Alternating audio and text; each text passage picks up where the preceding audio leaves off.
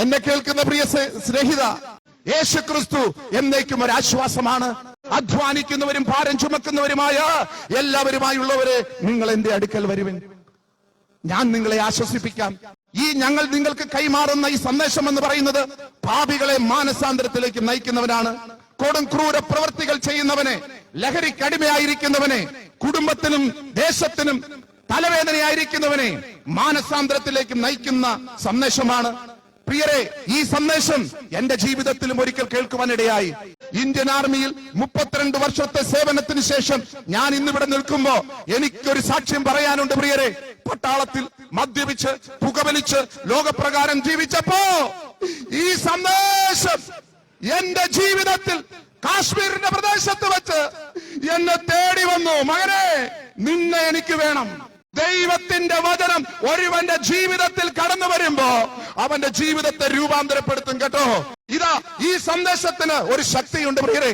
ദൈവത്തിന്റെ ശബ്ദം, ഈ വചനം എല്ലാ കാലത്തും മനുഷ്യനെ രൂപാന്തരപ്പെടുത്തുന്നതാണ്. ഞങ്ങളുടെ കൂടൊപ്പം ഗുണ്ടകളായി നടന്നിരുന്ന, ക്രിമിനലുകളായി നടന്നിരുന്ന, കൊട്ടേഷൻ ടീമിന് നേതൃത്വം കൊടുത്തുകൊണ്ടിരുന്നവർ ഞങ്ങളുടെ ഒപ്പമുണ്ട്. ഞാൻ പട്ടാളത്തിൽ നിന്ന് റിട്ടയർ ചെയ്തു. പോലീസ് ഡിപ്പാർട്ട്മെന്റിൽ നിന്ന് റിട്ടയർ ചെയ്തവരുണ്ട്. പല നിലകളിൽ എഞ്ചിനീയർമാർ ഞങ്ങളുടെ ഒപ്പമുണ്ട്. ബിസിനസ് ചെയ്യുന്നവരുണ്ട്. ഇവരുടെ കയ്യിലൊക്കെ ഈ മൈക്ക് കൊടുത്താൽ ഇവർക്കും പറയാനുണ്ട് ഒരു സാക്ഷ്യം. എന്താണെന്നറിയാമോ? ദൈവത്തിന്റെ വചനത്തിന് ശക്തിയുണ്ട്. കർത്താവിന്റെ വലിയ നാമത്തിന് മഹത്വം ഉണ്ടാകട്ടെ. കാൽപ്പാടുകൾ എന്ന ഈ പ്രോഗ്രാമിലൂടെ എന്റെ സാക്ഷ്യം നിങ്ങളുടെ മുമ്പിൽ പങ്കുവയ്ക്കുവാൻ വലിയവനായ ദൈവം എനിക്ക് ഒരുക്കിയ നല്ല അവസരത്തെ ഓർത്ത് ഞാൻ ദൈവത്തെ സ്തുതിക്കുകയാണ്. ഞാൻ ക്രിസ്തുവിനെ പിൻപറ്റിയ ആ വഴികളെ ഞാൻ ഓർക്കുമ്പോൾ ഇന്നേക്ക് 1996 ഓഗസ്റ്റ് മാസത്തിലാണ് ഞാൻ കർത്താവിനെ എൻ്റെ ജീവിതത്തിൽ രക്ഷകനായി സ്വീകരിക്കുന്നത്.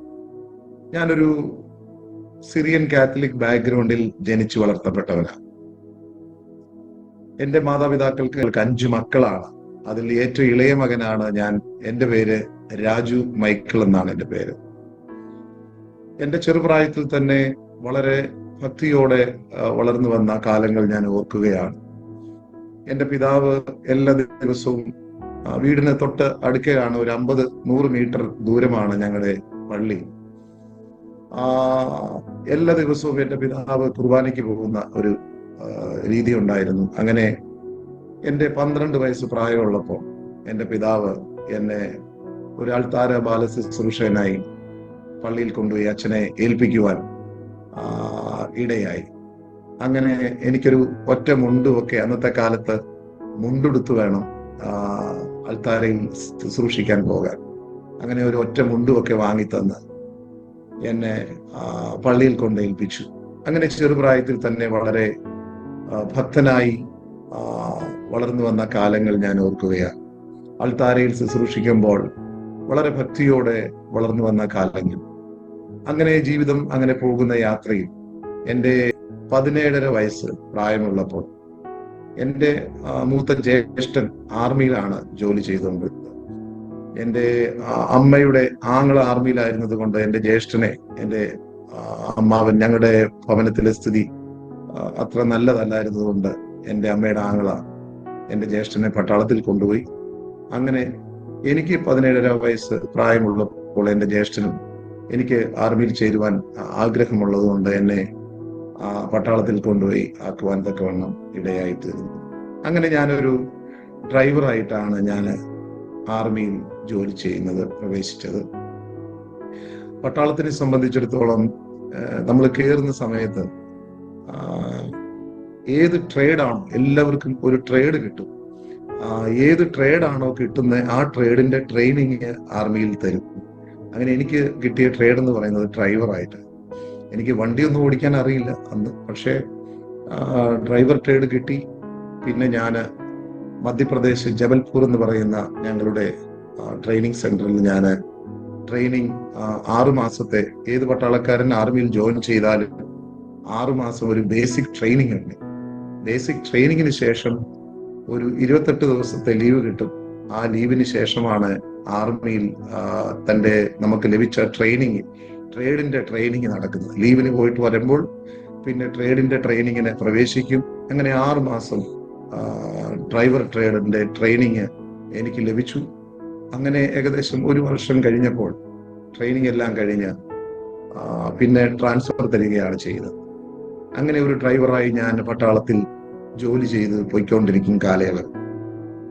അന്ന് ചില വർഷങ്ങൾ ആകുന്നതിന് മുൻപേ ഞാൻ ഈ ഡ്രൈവറായിട്ട് ജോലി ചെയ്യുമ്പോൾ ഒരുപാട് പട്ടാളക്കാരെ മദ്യപിക്കുന്നവരാണ്, പുകവലിക്കുന്നവരാണ്, മോശം സ്വഭാവങ്ങളൊക്കെ ഉള്ള ആൾക്കാരുടെ ഇടയിലാണ് ഞാൻ ചെന്നുപെടുന്നത്.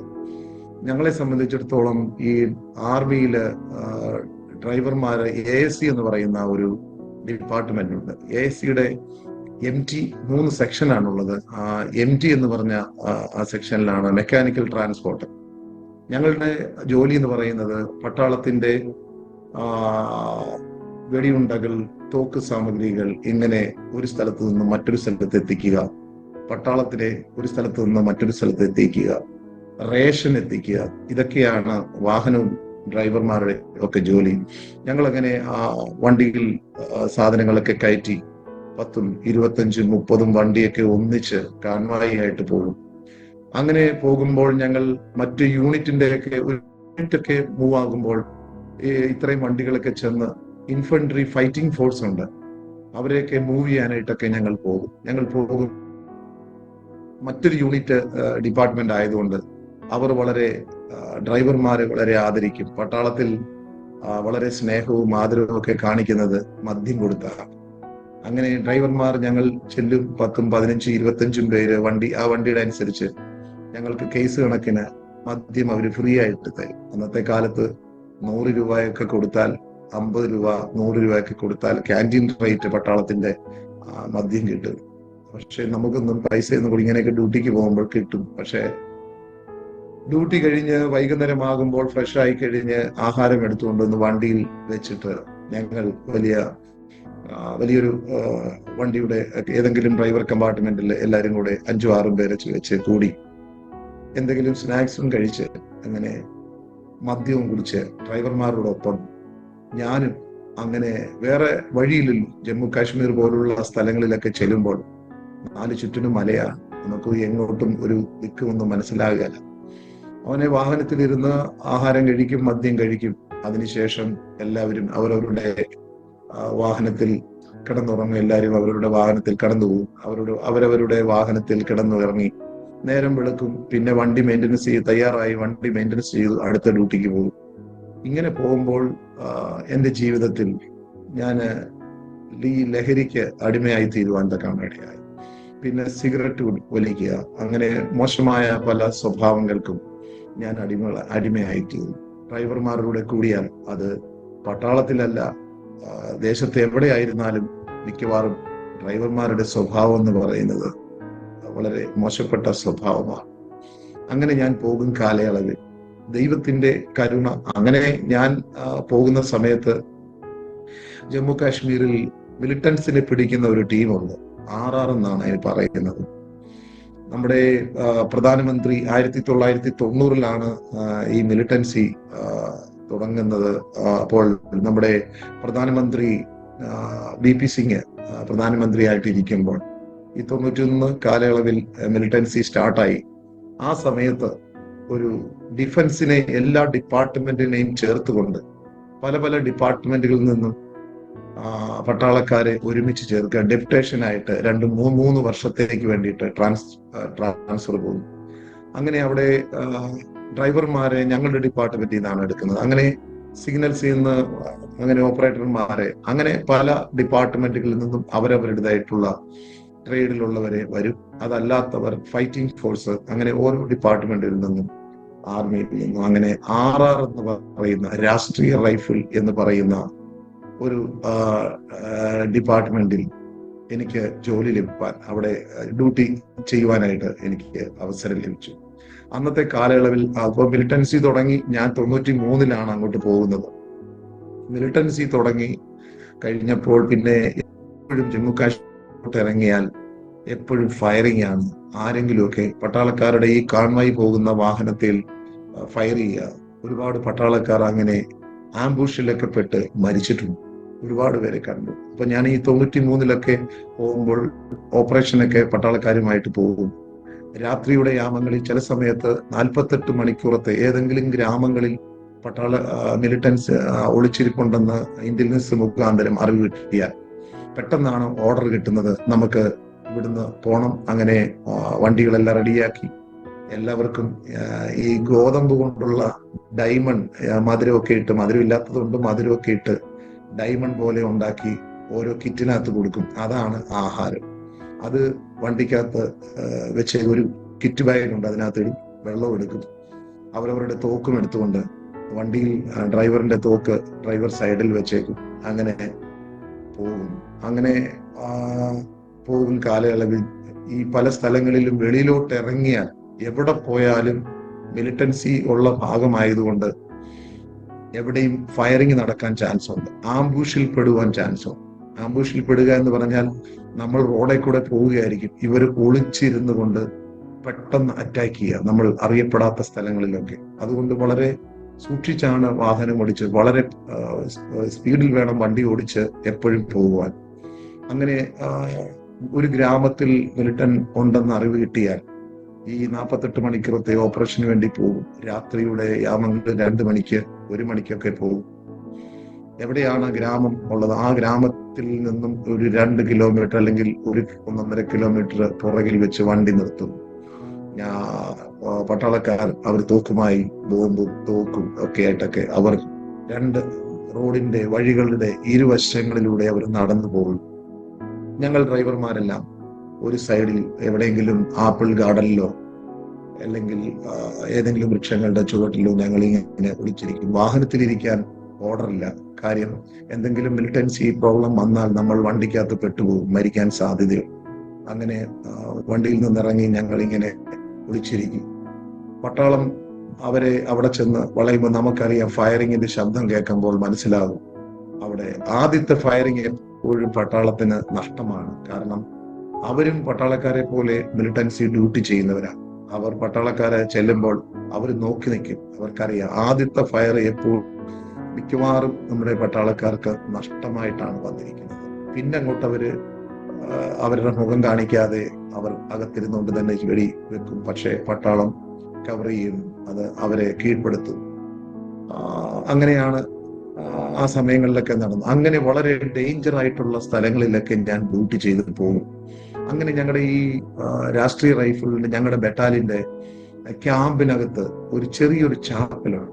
അപ്പോൾ എൻ്റെ കൂടെ ഒരു തോമസ് എന്ന് പറയുന്ന കിഴക്കേ കല്ലടക്കാരൻ ഒരു തോമസ് ഉണ്ടായിരുന്നു. ആ തോമസ് ഞാനും കൂടെ അപ്പൊ ഞാൻ ഈ വലിയ വണ്ടി ഓടിച്ചുകൊണ്ടിരുന്നു. പിന്നെ അങ്ങോട്ട് കമാൻഡിങ് ഓഫീസറുടെ വണ്ടിയിലേക്ക് എന്നെ ഡീറ്റെയിൽ ചെയ്തു. ഞാൻ കമാൻഡിങ് ഓഫീസർ ഒരു സ്ഥലത്ത് നിന്ന് മറ്റൊരു സ്ഥലത്തേക്ക് മൂവ് ചെയ്യുമ്പോൾ 4, 5, 6 വണ്ടികളൊക്കെയാണ് ഒരുമിച്ച് പോകുന്നത്. അപ്പൊ ഞാനും തോമസും അതിനകത്ത് ആ കമാൻഡിങ് ഓഫീസറുടെ ആ സെക്ഷനിൽ ഞങ്ങൾ വരികയും ഞങ്ങൾ എല്ലാ ദിവസവും ഡ്യൂട്ടി കഴിഞ്ഞ് വൈകുന്നേരം വന്ന് വണ്ടിയൊക്കെ മെയിൻ്റനൻസ് ചെയ്ത് അടുത്ത ദിവസത്തേക്കുള്ള വണ്ടി മെയിൻ്റനൻസ് ചെയ്ത് റെഡിയാക്കി വെച്ചിട്ട് ഞങ്ങൾ വിളിച്ച് റെഡിയായി ഈ ചാപ്പലിൽ പോകും. അവിടെ ചാപ്പലിൽ പോകുമ്പോൾ അവിടെ ചെന്ന് മെഴുതിരി കത്തിക്കും, പ്രാർത്ഥിക്കും. അങ്ങനെ പോകുന്ന സമയത്ത് ഫിലിപ്പോസ് എന്ന് പറയുന്ന ഒരു TPM ദ പെന്തക്കോസ്ത് മിഷൻ, പിന്നീടാണ് അവര് ഏതൊക്കെയാണെന്നൊക്കെ നമുക്ക് മനസ്സിലായത്. TPM കാരനായ ഒരു അച്ചായൻ, ഫിലിപ്പോസ് അച്ചായൻ, ആ ചാപ്പലിൽ വരുവാൻ. അങ്ങനെ ആ ചാപ്പലിൽ ഞങ്ങൾ ദിവസവും പോകും. ഫിലിപ്പോച്ചായനെ കാണും. ഫിലിപ്പോച്ചായൻ എനിക്ക് ഇപ്പോഴും ഓർമ്മയുണ്ട്. ഫിലിപ്പോച്ചായൻ ഒരു ദിവസം ബൈബിൾ എടുത്തിട്ട് യോനായുടെ പുസ്തകത്തിൽ നിന്ന് ഒരു ഭാഗം വായിച്ചിട്ട് എന്തൊക്കെയോ പറഞ്ഞു. പക്ഷെ അന്നൊന്നും ഒട്ടും ഇത് തിരുവചനത്തെ കുറിച്ചൊന്നും അറിയാൻ പാടില്ലാത്ത ഒരു കാലം. അതൊന്നും അത്ര ശ്രദ്ധിക്കാൻ ഇടയായിട്ടില്ല. പക്ഷെ ഇപ്പോഴാണ് ഓരോ കാര്യങ്ങൾ നമുക്ക് മനസ്സിലാക്കി തുടങ്ങിയത്. അങ്ങനെ പോയി ഞങ്ങൾ പ്രാർത്ഥനയും കഴിഞ്ഞ് തിരിച്ചു വരും. റൂമിൽ വന്ന് ഞങ്ങൾ രണ്ടും കൂടെ ഓവറായിട്ടൊന്നും കുടിക്കത്തില്ലെങ്കിലും അത്യാവശ്യം ഞങ്ങൾ കുടിക്കും. പ്രാർത്ഥനയൊക്കെ കഴിഞ്ഞ് എപ്പോഴും കുടിക്കാറുണ്ട്. കുടിച്ച് പിന്നെ ആഹാരമൊക്കെ കഴിച്ച് കിടന്നു. പിന്നെയും ഡ്യൂട്ടി. ഒരുപാട് ഡേഞ്ചർ സ്ഥലങ്ങളിൽ പോയി പെട്ടിട്ടുണ്ട്. ദൈവത്തിന്റെ മഹാകരുണ കൊണ്ടാണ് ആയുസ്സോടെ ജീവനോടെ ഇന്ന് നിങ്ങളുടെ മുമ്പിൽ ഞാൻ ആയിരിക്കുന്നത്. ദൈവത്തിന് സ്തോത്രം ചെയ്യുകയാണ്. എത്ര സ്തുതിച്ചാലും മതിവരാത്ത വലിയ അനുഗ്രഹങ്ങളാണ്. ദൈവം നടത്തിയ വഴികൾ ഓർക്കുമ്പോൾ എത്ര സ്തുതിച്ചാലും മതി വരില്ല. അങ്ങനെ പോകുന്ന സമയത്ത് എന്റെ കമാൻഡിങ് ഓഫീസറിന്റെ ജീപ്പ് അതൊന്ന് റിപ്പയർ ചെയ്യണം, മോഡിഫിക്കേഷൻ ചെയ്യണം, ഇച്ചിരി ഭംഗിയാക്കണം.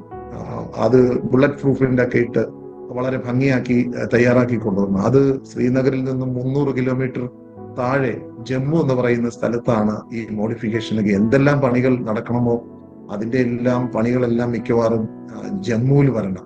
ശ്രീനഗറിലുള്ളവരും അപ്പോൾ ജമ്മു ആൻഡ് കാശ്മീർ എന്നാണ് പറയുന്നത്. കാശ്മീരിലുള്ളവർക്കൊക്കെ എന്തെങ്കിലും പർച്ചേസ് ചെയ്യണമെങ്കിലും മേജർ ആയിട്ടുള്ള പർച്ചേസിങ്, മേജർ ആയിട്ടുള്ള കാര്യങ്ങൾ നടക്കണമെങ്കിൽ ജമ്മുവിൽ വരണം.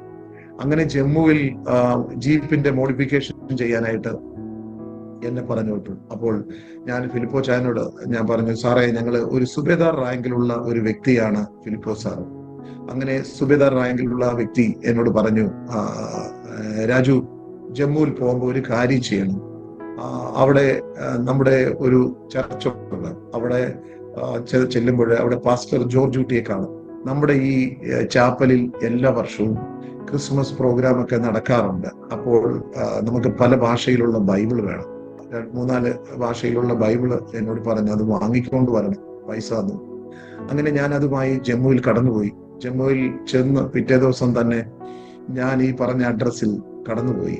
PG വർഗീസ് അങ്കിളിന്റെ ചർച്ചായ IIT-യുടെ ചർച്ചിലാണ് പോയത്. പാസ്റ്റർ ജോർജ് കുട്ടിയാണ് ജമ്മുവിൽ ശുശ്രൂഷിക്കുന്നത്. അങ്ങനെ ജോർജ് കുട്ടി പാസ്റ്ററിനെ പോയി കണ്ടു. ഞാനിങ്ങനെ കാര്യങ്ങൾ പറഞ്ഞു, ഓക്കെ ബൈബിൾ തരാം. അങ്ങനെ അദ്ദേഹം പിന്നെ എന്നോട് പറഞ്ഞു, ഇവിടെ എല്ലാ വെള്ളിയാഴ്ചയും ഉപവാസ പ്രാർത്ഥനയുണ്ട്, എല്ലാ ഞായറാഴ്ചയും ആരാധനയുണ്ട്, രാജു വരണം എന്നൊക്കെ എന്നോട് പറയാനിടയായി. ഇട ദിവസങ്ങളിലെല്ലാം വർക്ക്ഷോപ്പിലെ പണിക്ക് വേണ്ടി പോകും. അതിനുശേഷം ഞായറാഴ്ച ആരാധനയ്ക്ക് പോകാനുള്ള ഒരു പ്രേരണ എൻ്റെ ജീവിതത്തിൽ ഉണ്ടായി. ഞാൻ ഒരിക്കൽ പോലും പെന്തക്കോസ്ത് ആരാധനയിൽ ഞാൻ പങ്കെടുത്തിട്ടില്ല. എൻ്റെ മാതാപിതാക്കളുടെ അമ്മയുടെ കുടുംബത്തിലോ എൻ്റെ അപ്പന്റെ കുടുംബത്തിലോ ആരും ഈ വിശ്വാസത്തിലില്ല. ഞാൻ ആദ്യമായിട്ടാണ് ഈ മീറ്റിങ്ങിൽ പോകുന്നത്. അങ്ങനെ ആ മീറ്റിങ്ങിൽ ഞായറാഴ്ചകളിൽ പോകാൻ തുടങ്ങി. ഏകദേശം ഒരു 3 മാസത്തോളം ഞാൻ അവിടെ ഉണ്ടായിരുന്നു. അവിടെ ആയിരുന്ന സമയത്ത് ഗ്രഫ് എന്ന് പറയുന്ന ഒരു ഡിപ്പാർട്ട്മെന്റിലെ ഡിഫൻസിന്റെ ഒരു ഭാഗമാണ് ഗ്രഫ്. ഗ്രഫിൽ ജോലി ചെയ്തുകൊണ്ടിരുന്ന ഒരു ബേബി അങ്കിൾ ഉണ്ടായിരുന്നു. അവിടെ വെച്ച് ബേബി അങ്കിളിനെ പരിചയപ്പെടുവാനിടയായി.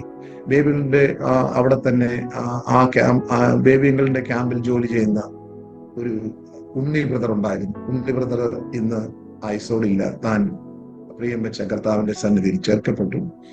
അന്ന് ഉണ്ണി ബ്രദറും തന്റെ ഭാര്യയും സൂസമ്മ സഹോദരിയും കുഞ്ഞും ഉണ്ടായിരുന്നു. ദൈവത്തിന് സ്തോത്രം ചെയ്യുന്നു.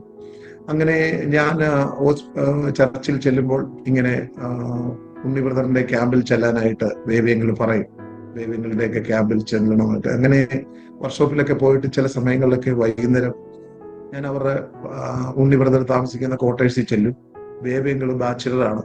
അങ്ങനെ ബേബിയങ്ങളും വരും. അങ്ങനെ ബേബിയങ്ങൾ വളരെ വിശദമായി എന്നോട് കർത്താവിന്റെ ഈ മാറ്റമില്ലാത്ത വചനം എനിക്ക് പറഞ്ഞു തരുവാൻ ഇടയായി. ആദ്യമേ ഒന്നും മനസ്സിലായില്ല. പക്ഷേ തിരുവചനത്തിന്റെ ഓരോ ഭാഗങ്ങൾ ചില സമയങ്ങളിൽ താൻ പറയുമ്പോൾ എൻ്റെ ജീവിതത്തിൽ എൻ്റെ ഹൃദയത്തെ തട്ടിയ ചില വചനങ്ങളും. കാരണം എന്തെന്ന് ചോദിച്ചാൽ, ഞാൻ സ്ഥിരം പുകവലിക്കുന്ന ഒരു വ്യക്തിയായി, ഞാൻ സ്ഥിരം മദ്യപിക്കുന്ന ഒരു വ്യക്തിയായി, മോശപ്പെട്ട സ്വഭാവങ്ങൾക്ക് അടിമപ്പെട്ട് ജീവിക്കുന്ന ഒരു വ്യക്തിയായി. പക്ഷേ ദൈവവചനത്തിൽ നിന്നും എനിക്ക് ഇങ്ങനെ കേൾക്കുവാനിടയായി. കൊരിന്ത്യർക്ക് എഴുതിയ 1-ാം ലേഖനം 3-ാം അധ്യായം അതിന്റെ 16-ാം വാക്യത്തിൽ ഇങ്ങനെയാണല്ലോ എഴുതിയിരിക്കുന്നത്, നിങ്ങൾ ദൈവത്തിന്റെ മന്ദിരമെന്നും ദൈവത്തിന്റെ ആത്മാവ് നിങ്ങളിൽ വസിക്കുന്നുവെന്നും നിങ്ങൾ അറിയുന്നില്ലയോ? ദൈവത്തിന്റെ മന്ദിരത്തെ നശിപ്പിക്കുന്നവനെ ഞാൻ നശിപ്പിക്കും. ദൈവത്തിന്റെ മന്ദിരം വിശുദ്ധമല്ലോ, അത് നിങ്ങൾ തന്നെ. അതെന്നെ വളരെ ഹൃദയത്തെ തട്ടിയ ആ സമയത്ത് തട്ടിയ ഒരു വചനമാണ്. നമ്മളാണ് ദൈവത്തിന്റെ ആലയം എന്ന് പറയുന്നത്. കത്തോലിക്കയിൽ ആലയം എന്നാണല്ലോ. അങ്ങനെ താൻ എന്നോട് ഈ വചനങ്ങളൊക്കെ പറഞ്ഞപ്പോൾ ഞാൻ എന്നെ തന്നെ ഒന്ന് ശ്രദ്ധിച്ചു. ഞങ്ങളൊക്കെ സിറിയൻ കാത്തലിക് അഭിമാനമുള്ള നല്ല ബാക്ക്ഗ്രൗണ്ട് ഉള്ള ഞങ്ങൾ ഒരു താഴ്ന്ന നിലവാരത്തിൽ, അധികം സമ്പത്തൊന്നും ഇല്ലാത്ത താഴ്ന്ന ഒരു മീഡിയത്തിൽ താഴെ എന്ന് വേണേ പറയാം. എൻ്റെ അപ്പനൊരു സൈക്കിൾ റിപ്പയർ ജോലി ചെയ്താണ് ഞങ്ങളെ പോറ്റിയിരുന്നത്. അങ്ങനെ ഒരു കുടുംബത്തിലാണ് ഞാൻ ജനിച്ചു വളർന്നത്. പക്ഷേ പാരമ്പര്യം കൊണ്ടും ക്രിസ്തീയ പാരമ്പര്യം പറയുമ്പോൾ സൊറിയാനിക്കാർ എന്നൊക്കെ പറയുമ്പോൾ വളരെ അഭിമാനമാണ്. അപ്പോൾ നിങ്ങൾ ദൈവത്തിന്റെ ആലയമെന്നും, അപ്പോൾ ഞങ്ങളൊക്കെ വിചാരിച്ചു വന്നത് വളരെ കോടികൾ മുടക്കി വളരെ ഉയരം കൂടിയ വളരെ ഭംഗിയാക്കി ചെയ്ത ബിൽഡിംഗ് ആണ് ദൈവത്തിന്റെ ആലയം എന്നൊക്കെയാണ് മനസ്സിലാക്കിയിരുന്നത്. കാരണം ഏത് പള്ളി കണ്ടാലും വണങ്ങിയിട്ടേ പോകും. വാഹനം ഓടിക്കുമ്പോഴാണെങ്കിലും ഇങ്ങനെ കൈയൊന്നിങ്ങനെ വെച്ച് ഒന്ന് വണങ്ങിയിട്ടേ പോകും. പള്ളിക്കായിരുന്നു സ്ഥാനം. പക്ഷേ പള്ളിക്ക് അകത്തുള്ള ക്രിസ്തുവിന് ജീവിതത്തിൽ ഒരിക്കൽ പോലും എൻ്റെ ഹൃദയത്തിൽ സ്ഥാനമില്ലായിരുന്നു. അതിനെ കമ്പയർ ചെയ്ത് നോക്കിയപ്പോൾ ആലയത്തിൽ ആര് വസിക്കണം? ദൈവം വസിക്കണം. അപ്പോൾ ആലയം ആരാണ്? നമ്മളാണ്. അപ്പോൾ ബൈബിൾ പറയുന്നു, എൻ്റെ ആലയത്തെ നശിപ്പിക്കുന്നവനെ ഞാൻ നശിപ്പിക്കും. എൻ്റെ ആലയം വിശുദ്ധമല്ലോ, അത് നിങ്ങളാണ്. ഇത് കേട്ടപ്പോൾ എൻ്റെ ഹൃദയം തകർന്നുപോയി. ദൈവത്തിന്റെ ആലയമാണോ നമ്മൾ? ദൈവത്തിന്റെ ആലയമാണെങ്കിൽ അത് വളരെ വിശുദ്ധിയോടെ കാത്തു സൂക്ഷിക്കണം. ആലയത്തിൽ ദൈവം വസിക്കണം. ദൈവം വസിച്ചില്ലെങ്കിൽ നമ്മുടെ ഉള്ളിൽ പിന്നെ ആരാ വസിക്കുന്നേ?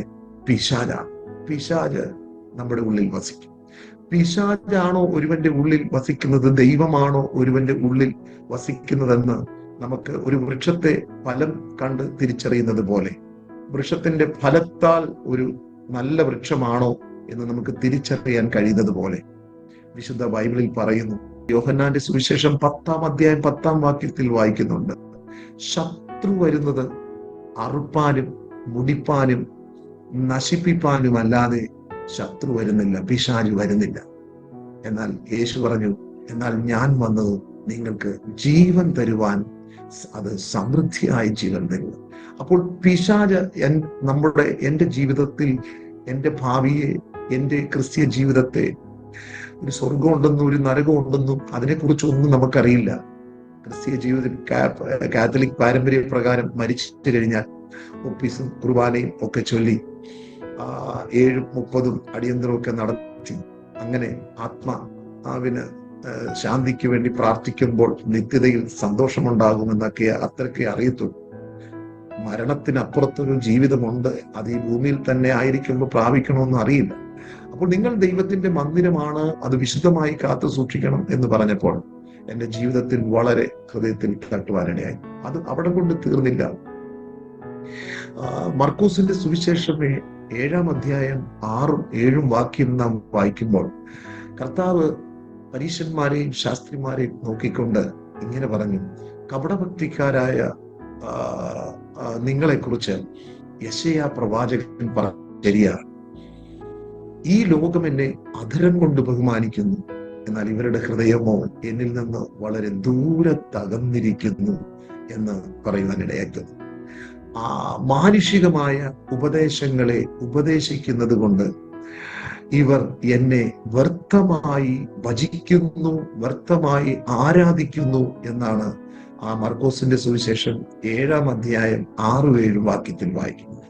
അതും എൻ്റെ ജീവിതത്തിൽ വളരെ വളരെ ഹൃദയത്തിൽ ടച്ച് ചെയ്യുന്ന ഒരു അനുഭവമായി. എന്താണ് കർത്താവ്? ഒരുവനെ ക്രിസ്തു ദൈവം നോക്കുമ്പോൾ അവന്റെ പുറമേയുള്ള കപട പ്രകടനങ്ങൾ ഒരിക്കലും ദൈവം നോക്കുന്നില്ല. അതായത് ഭക്തി പ്രകടനങ്ങൾ എന്ന് പറഞ്ഞാൽ, ഞാനും പണ്ട് ചെറുപ്രായത്തിൽ തന്നെ ഭക്തിയോടെ ജീവിച്ചത് കൊണ്ട് ആ പുറമേയുള്ള ഭക്തി ഇന്നും പട്ടാളത്തിലായിരിക്കുമ്പോഴും ഉണ്ടായത്. ലീവിന് പോകുമ്പോൾ പള്ളിക്കകത്ത് എൻ്റെ കൂടെ ഒരു സിബിച്ചൻ എന്ന് പറയുന്ന ഒരു സഹോദരൻ ഉണ്ടായിരുന്നു. പിന്നെ ഒരു ജോർജ് എന്ന് പറയുന്ന, ഞങ്ങൾ ഒന്നിച്ച് 10-ാം ക്ലാസ് വരെ ഒന്നിച്ച് പഠിച്ചവർ. ഞങ്ങൾ 3 പേരും ഞങ്ങൾ ചെറുപ്രായത്തിൽ തന്നെ പഠിച്ചുകൊണ്ടിരിക്കുമ്പോൾ പറയും, നമുക്ക് അച്ഛനാകണം, പള്ളിയിൽ അച്ഛനാകണം എന്നൊക്കെ ഇങ്ങനെ പറയുമായിരുന്നു. അങ്ങനെ ചങ്ങനാശ്ശേരി അതിരൂപയിൽ നിന്നൊക്കെ ഒരു അച്ഛൻ ഞങ്ങളെ ബന്ധപ്പെടുമായിരുന്നു. അങ്ങനെ ഞങ്ങൾക്ക് കത്ത് വിടും, ഞങ്ങൾ മറുപടി അയക്കും, അച്ഛൻ ഞങ്ങൾക്ക് വിടും. അങ്ങനെ പോയിക്കൊണ്ടിരിക്കുമ്പോൾ ഞാൻ ആർമിയിൽ ജോയിൻ ചെയ്തു. 10-ാം ക്ലാസ് കഴിഞ്ഞു. അച്ഛൻ ആകാനുള്ള ചിന്തയെ പോയി. സിവിച്ചൻ സെൻട്രൽ റിസർവ് പോലീസിൽ പോയി. ജോർജ് ആർമിയിൽ കയറി. ഞങ്ങൾ 3 പേരും 3 വഴിക്ക് പോയി. അതിനുശേഷം പിന്നെ ഞങ്ങൾ തമ്മിൽ കണ്ടിട്ടില്ല. ഇടയ്ക്ക് എവിടെയോ വെച്ചോ ജോർജിനെ കണ്ടുള്ള സിവിച്ചനെ ഒന്നും കാണാൻ പറ്റില്ല. കിട്ടില്ല. അങ്ങനെ പോകുമ്പോൾ ഞങ്ങൾ ലീവിനൊക്കെ വരുമ്പോൾ പള്ളിയുടെ വാതിൽക്ക് ഒരു ചായക്കടയുണ്ട്. ആ ചായക്കടയിൽ ഇങ്ങനെ ഞങ്ങൾ ചായയൊക്കെ കുടിച്ച് സിഗരറ്റും വലിച്ച് നിൽക്കുമ്പോൾ പെട്ടെന്നായിരിക്കും കൊച്ചുമണി അടിക്കും. അതായത് പുരോഹിതൻ മധുവകയിൽ അല്ലെങ്കിൽ കുർബാനയ്ക്ക് പ്രവേശിക്കാൻ സമയമായി എന്നുള്ള ചെറിയ മണി അടിക്കുമ്പോൾ പെട്ടെന്ന് ചായ കുടിച്ച് സിഗരറ്റ് വലിച്ചുകൊണ്ടിരുന്ന അതൊക്കെ ചെരുപ്പിന്റെ താഴെ ഇട്ട് തൂത്ത് അത് കെടുത്തിയിട്ട് ഓടി പള്ളിക്കകത്ത് കയറി കഴിഞ്ഞാൽ വളരെ ഭക്തിയോടെയാണ് ഞങ്ങൾ നിൽക്കുന്നത്. മുട്ടുമടക്കി കൈവിരിച്ചു നിന്നാണ് ഞങ്ങൾ പ്രാർത്ഥിക്കാറ്. കാരണം ഞങ്ങൾക്ക് അങ്ങനെ ഒരു ചെറുപ്പത്തിൽ തന്നെ അങ്ങനെ ഒരു ഭക്തി ഒരു ജീവിതം ഉണ്ടായിരുന്നു. അങ്ങനെ മുട്ടുമടക്കി കൈ വിരിച്ചു നിന്ന് പ്രാർത്ഥിക്കുമ്പോൾ മനസ്സിൽ എന്തെങ്കിലും കുറ്റബോധം തോന്നുകയാണെങ്കിൽ തെറ്റ് ചെയ്തിട്ടുണ്ട് എന്നുള്ള കുറ്റബോധം മനസ്സിൽ തോന്നും. കാരണം കുർബാന കൈക്കൊള്ളണമല്ലോ. എപ്പം കുർബാനയ്ക്ക് പോയാലും കുർബാന കൈക്കൊള്ളും. അപ്പോൾ കുർബാന കൈക്കൊള്ളുന്നതിന് മുമ്പ് എന്തെങ്കിലും കുറ്റബോധം തോന്നിയാൽ അച്ഛൻ എപ്പോഴും കുമ്പസാര കൂട്ടിലിരിക്കും. ഒരച്ഛൻ എപ്പോഴും സ്പെയർ അവിടെ കാണും. കുർബാനയ്ക്ക് അല്ലാതെ കുമ്പസാരക്കൂട്ടിൽ ഒരച്ഛൻ എപ്പോഴും കാണും ആ സമയങ്ങളിൽ. അങ്ങനെ കുറ്റബോധം തോന്നിയാൽ ഉടനെ തന്നെ കുമ്പസാരക്കൂട്ടിൽ ചെന്ന് അച്ഛനോട് പറയും, എന്താ പറയുന്നത്, കള്ളം പറഞ്ഞിട്ടുണ്ട്, മോശം പ്രവൃത്തികൾ ചെയ്തിട്ടുണ്ട്, എല്ലാം ഒന്നും അങ്ങനെ ഓപ്പൺ ആയിട്ടൊന്നും പറയാറ്. പക്ഷെ പറയുന്ന തെറ്റുകളൊക്കെ പറഞ്ഞു കഴിയുമ്പോൾ അച്ഛൻ പറയും, ഒരു 3 സ്വർഗസ്ഥനായ പിതാവേ 4 നന്മ നിറഞ്ഞ പറയുന്ന ചൊല്ലാൻ ഇങ്ങനെ പറഞ്ഞ് ഇങ്ങനെ ആശീർവദിച്ച് വിടും. ആ കുമ്പസാരക്കൂട്ടിൽ നിന്നുകൊണ്ട് ഒരു ചൊല്ലൊക്കെ ഉണ്ട്. അത് ഞങ്ങളെ ചെറുപ്പത്തിൽ ഞങ്ങൾ ആദ്യ കുർബാനയ്ക്ക് പഠിച്ച ആ ഒരു ചൊല്ല് ഞാനിപ്പോഴും ഓർക്കുകയാണ്. എന്താണ്? എന്റെ ദൈവമേ, എല്ലാറ്റിനുപരിയായി സ്നേഹിക്കപ്പെടുവാൻ യോഗ്യനായ അങ്ങേക്കെതിരായി ഞാൻ പാപം ചെയ്തു പോയതിനാൽ പൂർണ്ണ ഹൃദയത്തോടെ ഞാൻ മനസ്തപിക്കുകയും പാപങ്ങളെ വെറുക്കുകയും ചെയ്യുന്നു. എന്റെ പിഴ, എന്റെ വലിയ പിഴ എന്നിങ്ങനെയുള്ള ഒരു മനസ്താപ പ്രകരണം എന്ന് പറയുന്ന ഒരു ചൊല്ലുണ്ട്. അത് മനഃപ്പാടമാക്കണം എല്ലാ കത്തോലിക്കരും. അങ്ങനെ അത് അവിടെ വെച്ച് ചൊല്ലി പാപത്തിന് ശുദ്ധീകരണം വന്നു. അച്ഛനോട് പറഞ്ഞു കഴിഞ്ഞപ്പോൾ പരിഹാരം പറഞ്ഞ അത് വന്ന് ഇപ്പുറത്തോട്ട് മാറി നിന്ന് ആ 3 സ്വർഗസ്നായ പിതാവേ നന്മ നിറഞ്ഞ പറയുമേ ചൊല്ലി ആ പ്രാർത്ഥനയുണ്ട്. ആ പ്രാർത്ഥന ചൊല്ലി കഴിയുമ്പോൾ പാപം മാഞ്ഞു കിട്ടി എന്ന് വിശ്വസിക്കുന്ന ഒരു കാലം. അതിനുശേഷം കുർബാന കൈക്കൊള്ളും. അങ്ങനെ ഭക്തിയോടെ ജീവിച്ചു. പിന്നെ തിരിച്ച് കുർബാന കഴിഞ്ഞ് വെളിയിൽ വരുമ്പോൾ ശങ്കരൻ തെങ്ങേത്തന്റെ എന്ന് പറഞ്ഞതുപോലെ പഴയ വഴിയിലൂടെ വീണ്ടും സിഗരറ്റും വലിച്ച് എനിക്കൊരു ടോയ്ലറ്റിൽ പോകണമെങ്കിൽ എനിക്ക് സിഗരറ്റ് ഇല്ലാതെ ഒക്കത്തില്ല. ഒരു ഗ്ലാസ് വെള്ളം കുടിച്ചാൽ എനിക്ക് സിഗരറ്റ് വേണം. അങ്ങനെ പോകുന്ന ഒരു സാഹചര്യം. അപ്പൊ അതൊക്കെ ഒരു കുറ്റബോധമായി തോന്നിയിട്ടില്ല. കാരണം എന്തെന്ന് ചോദിച്ചാൽ എന്റെ ജ്യേഷ്ഠനും പട്ടാളത്തിലായിരുന്നു. വീട്ടിൽ കൊണ്ടുവരും, അവിടെ അമ്മ നല്ല ആഹാരമൊക്കെ ഉണ്ടാക്കി കൊടുക്കും, ഒക്കെ അങ്ങനെ കുടിക്കുന്ന ഒരു കാലം. ഞാനും അതുപോലെ ചേട്ടൻ ചെയ്തതുന്ന പോലെ ഞാനും പട്ടാളത്തിൽ കയറി. ഞാനും ലീവിന് വരുമ്പോൾ അപ്പനും അമ്മയൊക്കെ ഉണ്ട്, അവരുടെ മുമ്പിൽ അല്പം ഒഴിക്കും, ആഹാരത്തിന് മുമ്പ് കഴിക്കും. എന്റെ അപ്പൻ അങ്ങനെ എന്റെ മദ്യപിക്കുന്നത് ഞാൻ കണ്ടിട്ടുണ്ട്. അപ്പൻ വീട് വിളിക്കുവാൻ മദ്യപിക്കുന്നത് എന്റെ അപ്പൻ മദ്യപിക്കത്തില്ല. പക്ഷേ എങ്കിൽ ആ സ്വഭാവം എന്റെ ജ്യേഷ്ഠനൊക്കെ ചെയ്തു വരുന്ന, അങ്ങനെ പാരമ്പര്യത്തിലുള്ള എല്ലാ ക്രിസ്ത്യാനികളും ചെയ്തു വരുന്നത് പോലെ അതൊരു പാപമായിട്ടോ അതൊരു സ്വർഗത്തിന് തടസ്സമായിട്ടോ എന്നൊന്നും അറിയത്തില്ല. കാരണം തിരുവചനം വായിച്ചു കഴിഞ്ഞപ്പോഴാണ് മനസ്സിലായത് മദ്യപാനി സ്വർഗരാജ്യം അവകാശമാക്കത്തില്ല. അത് പിന്നെ ദൈവവചനം പഠിച്ചു കഴിഞ്ഞപ്പോഴാണ് മനസ്സിലായത്. അങ്ങനെ ഭക്തിയുടെ വേഷവും ധരിച്ച് ഇങ്ങനെ ഭക്തനായി തന്നെ ജീവിക്കുമ്പോൾ അന്നാളുകളിൽ പ്രായമുള്ളവർ വരുന്ന ആ കുർബാനയ്ക്കൊക്കെ വരുന്ന അവർ പറയും, എന്ത് നല്ല കുഞ്ഞുങ്ങളാണ്, നല്ല പിള്ളേരാണ്, അവർ കൈവിരിച്ചു നിന്ന് പ്രാർത്ഥിക്കുന്ന ചെറുപ്പക്കാർ കുഞ്ഞുങ്ങളാണ്. അങ്ങനെ പോകുമ്പോഴാണ് ഈ മർക്കോസിന്റെ സുവിശേഷം 7-ാം അധ്യായം 6-7 പറയുന്നത്, ഈ ലോകം എന്നെ അധരം കൊണ്ട് ബഹുമാനിക്കുന്നു, എന്നാൽ ഇവരുടെ ഹൃദയമോ എന്നിൽ നിന്ന് ദൂരത്തകന്നിരിക്കുന്നു. ഞാൻ ചൊല്ലുകൾ ചൊല്ലിയും പ്രാർത്ഥിച്ചും ഒക്കെ പോയി, പക്ഷെ ദൈവം ഒരുവനിൽ നോക്കുമ്പോൾ അവന്റെ ഹൃദയത്തെയാണ് നോക്കുന്നത് എന്നുള്ള ആ ഒരു അറിവ് എനിക്കില്ലായിരുന്നു. പക്ഷെ തിരുവചനം വായിച്ചപ്പോൾ എന്റെ ഹൃദയം തകർന്നുപോയി. എന്റെ ജീവിതത്തിൽ ദൈവമില്ലേ?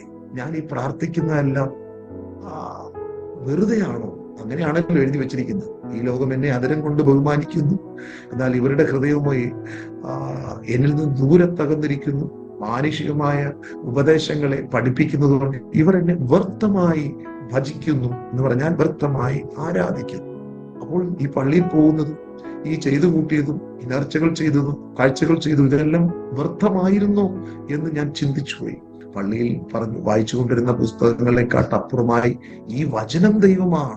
വചനമായിരുന്ന ദൈവം പിന്നെ 1:14 വരുമ്പോൾ അവൻ ജഡമെടുത്ത് നമ്മുടെ ഇടയിൽ വന്നു പാർത്തു. ആര്? യേശു. അപ്പോൾ വചനം എന്ന് പറയുന്നത് ദൈവമാണ്. വചനം ദൈവമാണ്, യേശു ദൈവമാണ്. ആ വചനം നമ്മുടെ ഉള്ളിൽ വരണം, ആ വചനം നമ്മുടെ ഹൃദയത്തിൽ വരണം. അപ്പോൾ ദൈവത്തിന് ഹൃദയത്തിൽ സ്ഥാനമില്ലാത്ത ഒരു ക്രിസ്തീയ ജീവിതമായിരുന്നു. ഭക്തിയും കാര്യങ്ങളും എല്ലാം ഉണ്ട്, വളരെ ഭക്തനായിട്ട് തന്നെ ജീവിച്ചു. പക്ഷേ ദൈവവുമായിട്ട് യാതൊരു ബന്ധമില്ലാത്ത ഒരു ജീവിതമായിരുന്നു. പക്ഷെ ഈ വചനം വായിച്ചപ്പോൾ ഒരു കാര്യം വ്യക്തമായി, എൻ്റെ ഹൃദയത്തിൽ ദൈവമില്ല, ദൈവത്തിന് സ്ഥാനമില്ല, ഇതെല്ലാം കപടമാണ്, ഭക്തി പ്രകടനമാണ്, ഇതുകൊണ്ടൊന്നും ഒരു പ്രയോജനമില്ല. ഞാൻ ടെമ്പററി വന്നതാണല്ലോ വണ്ടിയുടെ മോഡിഫിക്കേഷന്. അങ്ങനെ 2 മാസമൊക്കെ കഴിഞ്ഞു. ബേബിയങ്ങള് എനിക്കൊരു ബൈബിള് തന്നു. ആ ബൈബിള് ഞാൻ റൂമിൽ വന്നിരുന്ന് വളരെ ആർത്തിയോടെ വായിക്കുകയാണ്. വളരെ ഹൃദയത്തെ തട്ടുന്ന ദൈവം സംസാരിക്കുന്നു എന്നോട്. ആമേൻ. പിന്നീടാണ് മനസ്സിലായത്, ലോകത്തിൽ ഒരുപാട് പുസ്തകങ്ങൾ ഇറങ്ങിയിട്ടുണ്ട്, അതെല്ലാം നമ്മൾ വായിക്കും. പക്ഷെ തിരുവചനം എന്ന് പറയുന്നത്, ആ തിരുവചനം നമ്മെ വായിക്കും. നമ്മൾ ആരാണെന്ന്, നമ്മളെ വായിക്കുന്ന, നമ്മളോട് ഇടപെടുന്ന ഒരു പുസ്തകമുണ്ടെങ്കിൽ അത് ദൈവത്തിന്റെ വചനമാണെന്നാണ് പിന്നീടാണ് മനസ്സിലായത്. അങ്ങനെ വളരെ ആർത്തിയോടെ വായിച്ചു കൊണ്ടിരിക്കുമ്പോൾ ഒരു തോമസ് എന്ന് പറയുന്ന ഒരു തൃശ്ശൂർകാരൻ എന്നോട് അത് കണ്ടിട്ട് പറഞ്ഞു, എടാ ഇത് പെന്തക്കോസ്തുകാരുടെ ബൈബിളാണല്ലോ, നീ എന്തിനിത് വായിക്കുന്നു? അയ്യോ, ഇത് തട്ടിപ്പാണ്, നീ അവരുടെ ഇതിൽ പോയി പെട്ടുപോയോ? എനിക്ക് വളരെ പ്രയാസം തോന്നി. ഞാനും വിചാരിച്ചു, ഇത് പെട്ടുപോയോ? കാരണം ബൈബിൾ ഇങ്ങനെ വ്യത്യസ്തത ഉണ്ടെന്നും എനിക്കറിയത്തില്ല. കാരണം കത്തോലിക്കരുടെ 73 പുസ്തകങ്ങൾ അടങ്ങി, അപ്പോക്രിഫ എന്ന 7 പുസ്തകങ്ങൾ അടങ്ങിയ 73 പുസ്തകങ്ങൾ അടങ്ങിയ ബൈബിളിനെ POC ബൈബിളും ഓശാന ബൈബിളും ഇതേ എനിക്കറിയത്തുള്ളൂ, ആ ചുവന്ന ബൈൻഡിട്ട ബൈബിൾ. പക്ഷെ ആ ബൈബിളൊന്നും വീട്ടിൽ എൻ്റെ ജീവിതത്തിൽ ഞാൻ വായിച്ചിട്ടില്ല. പള്ളിയിൽ ചെറുപ്രായത്തിൽ പൊയ്ക്കൊണ്ടിരിക്കുമ്പോൾ കുർബാനക്രമത്തിലുള്ള ബൈബിളിലെ ചില ഭാഗങ്ങൾ ഇങ്ങനെ വായിക്കുന്നതല്ലാതെ വീട്ടിൽ ബൈബിൾ വായിച്ചൊരു പ്രാർത്ഥന അതൊരിക്കലും ഞങ്ങളുടെ ജീവിതത്തില്ല. കാരണം ഒരു ചുവന്ന ബൈബിൾ എൻ്റെ കൊച്ചിലെ എനിക്ക് ഇപ്പോഴും ഓർമ്മയുണ്ട്. രൂപങ്ങളൊക്കെ വെച്ചിരിക്കുന്ന സ്ഥലത്ത് ഒരു പ്ലാസ്റ്റിക് കൂടിനകത്താക്കി അപ്പൻ അവിടെ വെച്ചേക്കുന്നവരാണ്. അപ്പൻ മെഴുകുതിരിയൊക്കെ കത്തിക്കും, എല്ലാ ഫോട്ടോയും തൊട്ടുമുത്തുന്നതിന്റെ കൂടെ ഈ ബൈബിൾ തൊട്ടുമുത്തും. ഇത്രേ അറിയത്തുള്ളൂ. പക്ഷെ ബൈബിൾ തുറന്നു വായിക്കുന്ന ഒരു സാഹചര്യം അന്നത്തെ കാലത്ത് ആരുടെയും ഭവനിൽ. പക്ഷെ ഇന്ന് ചിന്തിക്കുമ്പോൾ കത്തോലിക്കരുടെ ഇടയിൽ വചനം ധ്യാനിക്കുക മാത്രമല്ല, വായിക്കുക മാത്രമല്ല, അത് പ്രസംഗിക്കുകയും വചനത്തിന് പ്രാധാന്യം കൊടുത്തുകൊണ്ടിരിക്കുന്ന ഒരു കാലമാണ് ഇപ്പോഴുള്ളത്. അതിൽ ഞാൻ ദൈവത്തെ സ്തുതിക്കുകയാണ്. അങ്ങനെ വളരെ ഭക്തിയോടെ ഞാൻ ജീവിച്ചു വന്നു. അങ്ങനെ ബൈബിളിലെ കാര്യം ഇപ്പൊ തോമസ് പറഞ്ഞു, ഇത് പെന്തക്കോസ്തുകാരുടെ ബൈബിൾ ആണല്ലോ. ഞാനും എൻ്റെ ഹൃദയത്തിൽ ചിന്തിച്ചു, അയ്യോ, ഞാൻ ചതിക്കപ്പെട്ടോ? അങ്ങനെ വളരെ ആവേശത്തോടെ ഞാനിത് വായിച്ചു കൊണ്ടിരുന്നപ്പോൾ എൻ്റെ ജീവിതത്തിൽ ഞാൻ ഓടി തെറ്റിപ്പോയോ എന്നൊക്കെയുള്ള ഒരു ചിന്ത വന്നു. അങ്ങനെ ഞാൻ നല്ല മഴയുള്ള സമയം, ആ മഴയത്താണ് എൻ്റെ ഹൃദയത്തിൽ ഒരു ആഗ്രഹം, ഒരു കത്തോലിക്ക ബൈബിൾ മേടിക്കണം. അങ്ങനെ ഞാൻ നല്ല മഴയുള്ള ഒരു കുടയായിട്ടൊക്കെ ഞാൻ പോയി ജംബു ബിഷപ്പ് താമസിക്കുന്ന ഒരു ചർച്ച്, ആ ചർച്ചിൽ പോയിട്ട് ഞാൻ ഒരു ഓശാന ബൈബിൾ അത് കിട്ടിയത്, അത് വാങ്ങിച്ചുകൊണ്ട് വന്നു. വളരെ ആർത്തിയോടെ ഞാനത് ഈ 66 പുസ്തകം നിറഞ്ഞ് ഞാൻ ഏതെല്ലാം വായിച്ച് എൻ്റെ ഹൃദയത്തിൽ തട്ടിയിട്ടുണ്ടോ, അണ്ടർലൈൻ ചെയ്തു വെച്ചിരിക്കുന്ന ഭാഗങ്ങളുണ്ട്, അതെല്ലാം ഞാൻ ഓശാന ബൈബിൾ തുറന്ന് വായിച്ചപ്പോഴും വളരെ ഒന്നുകൂടെ മനസ്സിലാകുന്ന രീതിയിൽ വളരെ ഭംഗിയായിട്ട് എഴുതിയിരിക്കുന്നു. ഒരു വ്യത്യാസവുമില്ല.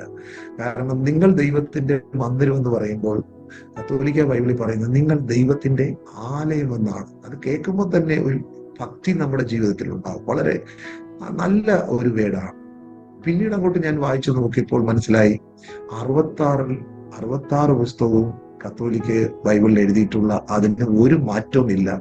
മലയാളത്തിന്റെ വേടുകൾക്ക് നമ്മൾ ഉപയോഗിക്കുന്ന ബൈബിളിലേക്ക് വാക്കുകൾ ചിലപ്പോൾ കട്ടിയേറിയ വാക്കുകളായിരിക്കും, പക്ഷെ അതിനകത്ത് വളരെ സരളമായ ഭാഷയിലാണ് എഴുതിയിരിക്കുന്നത്. അപ്പൊ ബൈബിളിനൊന്നും മാറ്റമില്ല. പിന്നെ എന്തുകൊണ്ട് ഞാൻ ബേബിയങ്ങളോട് ചോദിച്ചു, എന്തുകൊണ്ട് ഈ 73 പുസ്തകം കത്തോലിക്ക, അത് അപ്പോക്രിഫ എന്ന് പറയുന്ന 7 പുസ്തകങ്ങൾ, അതായത് തള്ളപ്പെട്ട പുസ്തകം, അംഗീകരിക്കപ്പെടാത്ത പുസ്തകം എന്നാണ്. അങ്ങനെ ചില കാര്യങ്ങൾ എനിക്ക് അന്ന് പറഞ്ഞു തന്നു. പിന്നെ ഞാൻ വളരെ ആർത്തിയോടെ എൻ്റെ പ്രയാസങ്ങളെല്ലാം മാറി അങ്ങനെ പോയി ക്രിസ്തുവിൽ കൂടെയുള്ള രക്ഷ, യേശു എന്തിനാണ് മരിച്ചതെന്നും എന്നൊക്കെ എൻ്റെ ജീവിതത്തിൽ മനസ്സിലാക്കാൻ ഭാഗ്യം ലഭിച്ചു. യേശു ക്രിസ്തുവിന്റെ ക്രൂശീകരണത്തെ കുറിച്ച് ഞാനൊന്ന് ധ്യാനിച്ചപ്പോൾ എന്റെ ഹൃദയം തകർന്നു പോയി. പ്രിയനെ, എന്താണെന്ന് ചോദിച്ചാൽ, യേശു എന്തിനാ മരിച്ചത്? യേശു എന്തിനാ മരിച്ചത്? യേശു നമ്മളെല്ലാം ജനിച്ചതുകൊണ്ട് മരിക്കുന്നു. നാം എല്ലാം ഈ ഭൂമിയിൽ ജനിച്ചു, അതുകൊണ്ട് നമ്മൾ മരിക്കുന്നു.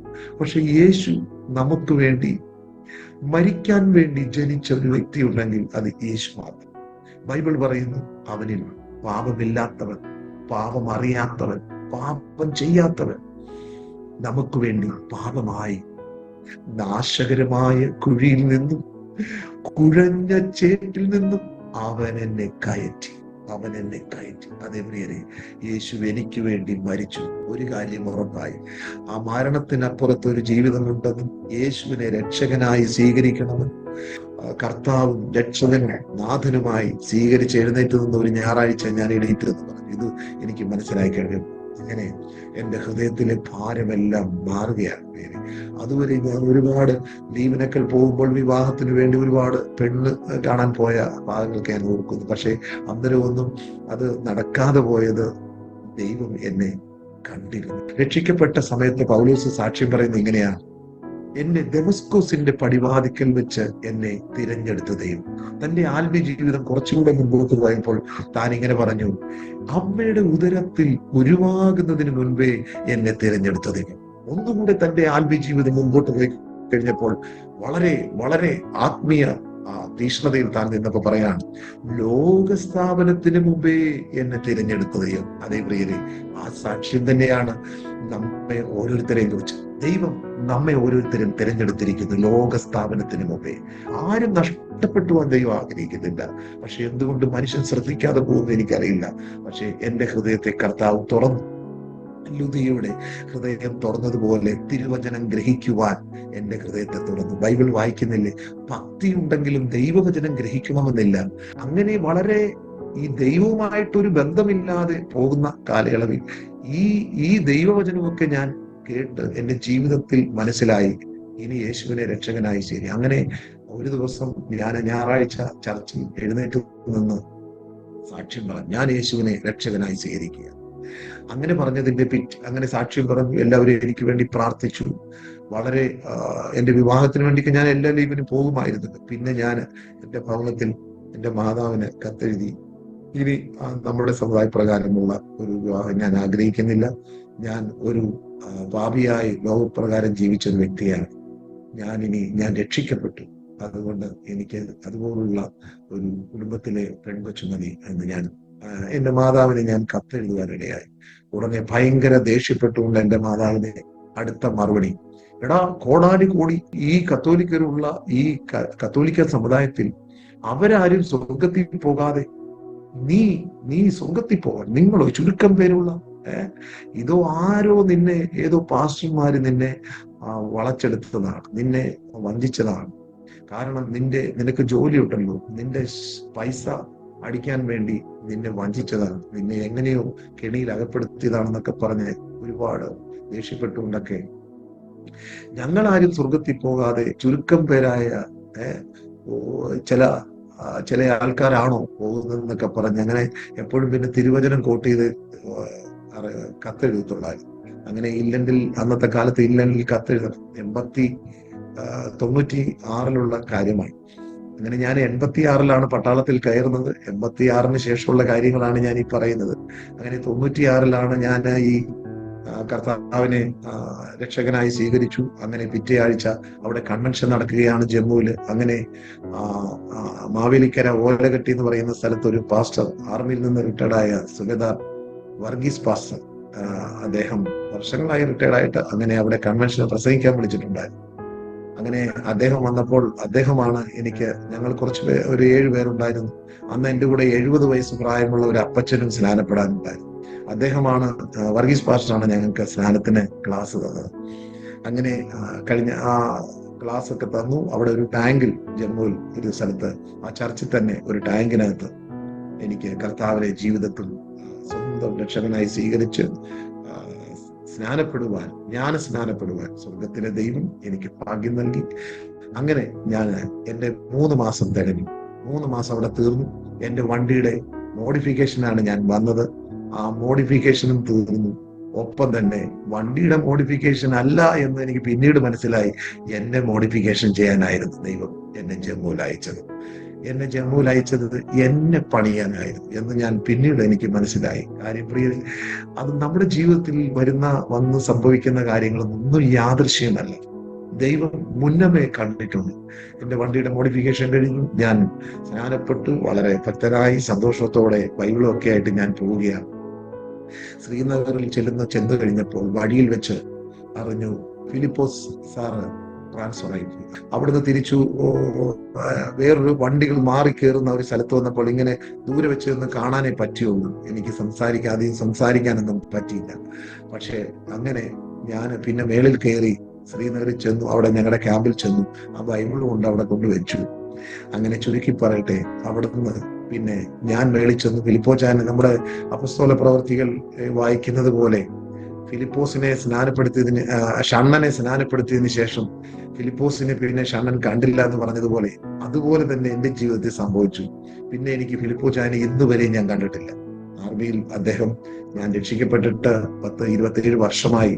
അന്ന് അദ്ദേഹത്തിന് 50 വയസ്സിനടുത്ത് കാണും. അപ്പോൾ ഇപ്പോൾ എങ്ങനെയായിരിക്കുമോ, ആയുസോടെ ഉണ്ടോ എന്ന് എനിക്കറിയില്ല. പക്ഷെ ഞാൻ മുകളിൽ ചെന്നു. അവിടെ ചെന്നപ്പോൾ എന്റെയും ട്രാൻസ്ഫർ വന്നു കിടക്കുന്നു. 3 വർഷം കഴിഞ്ഞു.